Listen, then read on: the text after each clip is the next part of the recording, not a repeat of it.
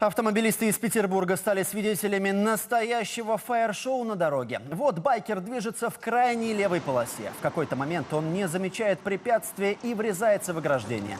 Мотоцикл почти сразу вспыхивает. Мужчина едва успевает сбить пламя, но спасти байк не удается.